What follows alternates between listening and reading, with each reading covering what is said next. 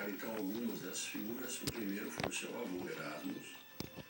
Ele escreveu um livro, Zoonomia era o título do livro, e esse livro trazia ideias já evolutivas, vamos dizer assim, né?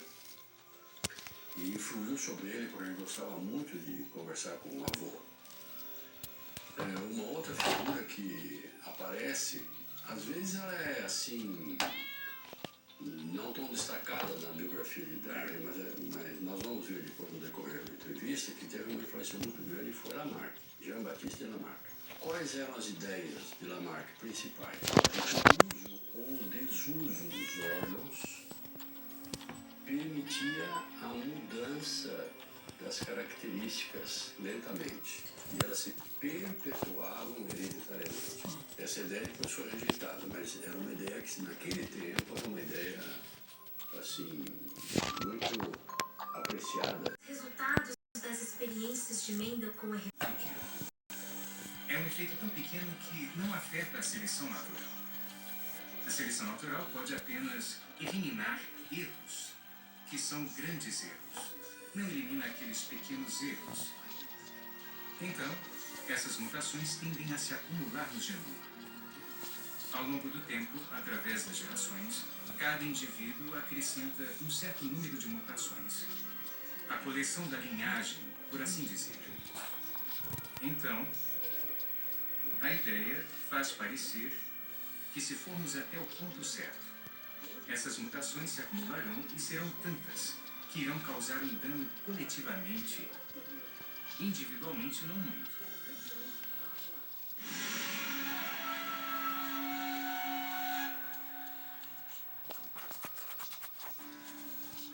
Você está assistindo Origens. Uma guerra envolve armas, envolve soldados, uma guerra envolve conquista de territórios, mas não é possível falar sobre guerra sem falar sobre a narrativa da guerra. E as narrativas intentam colocar para quem está acompanhando a notícia a concepção de vitória ou derrota. Vivemos num conflito entre o bem e o mal. Afinal de contas, quem está ganhando? Essa é uma pergunta que todos fazem e vamos responder no Fé para Hoje.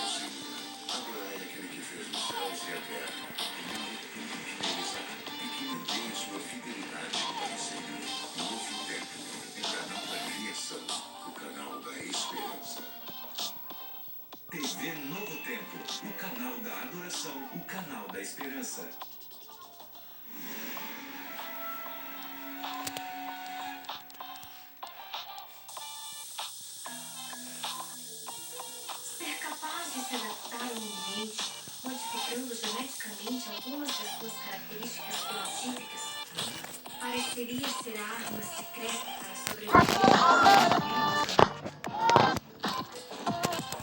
Mas o que é que realmente acontece nos genes que possibilita essas mudanças? Seriam as mutações que dão lugar a essa variação suficientes para explicar o surgimento de toda a biodiversidade que vemos hoje a partir de apenas um ancestral comum? Existe uma grande diversidade de maneiras desse tipo de mudança. Mas vamos pensar da seguinte maneira. Pensemos na palavra amor. A palavra amor, ela é composta por 4 letras em uma sequência que dá um significado. Façamos essa analogia para proteínas. Imagine que cada letra da palavra amor corresponde a um aminoácido. Então, quando você liga aminoácidos em uma sequência, você tem um significado. Uma mutação a gente poderia pensar como sendo uma outra maneira de você escrever a palavra amor, permutando as letras. Eu poderia escrever, por exemplo, a palavra Roma. Então agora eu tenho uma mutação, uma nova sequência a partir do conjunto de letras que eu já tenho. Perceba que não tem nenhuma novidade. Nós simplesmente remodelamos aquilo que já existe. O que a mutação não pode fazer é acrescentar uma letra a esse conjunto de 4 que eu já tenho. E nós não observamos isso na natureza. Toda mutação que nós temos causa apenas uma mudança na sequência de letras que já existem, ou mesmo redução nesse conjunto de letras. Mas nunca o acréscimo de uma letra externa, transformando o meu conjunto inicial de 4 para 5 letras. Consequentemente, o poder de surgimento de novidades que a mutação pode trazer é restrito. Ele é limitado pelo conteúdo de informação já existente. Quando o homem da ciência começou a descobrir que existia um novo mundo de mistérios no microcosmos, indagar sobre os enigmas ocultos no que até o momento é invisível, se tornou o desejo de muitos que por séculos aperfeiçoaram ferramentas para ajudar o homem a ultrapassar os limites impostos pelos sentidos. Vários séculos passaram desde o primeiro microscópio inventado por Zacharias Janssen em 1590 até os modernos microscópios eletrônicos atuais. Enquanto os anos e as mudanças iam passando, as descobertas igualavam a quantidade de vezes em que era possível aumentar o tamanho de uma amostra. Mais de uma vez, esses achados do mundo revolucionaram os conceitos do macro, nos desafiando, através das maravilhas da microscopia, a expandirmos os horizontes do conhecimento.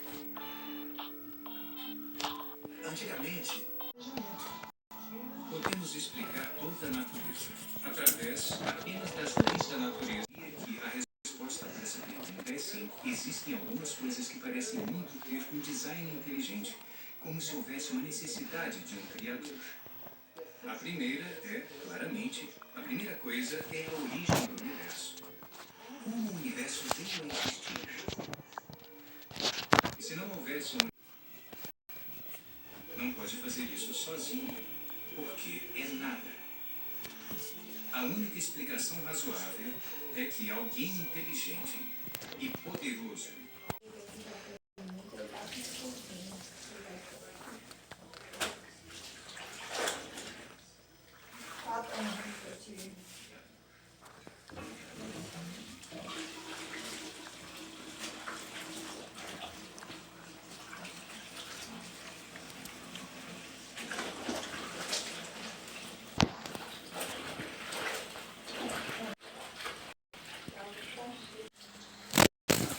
Tá ali de ter que escovar o dente.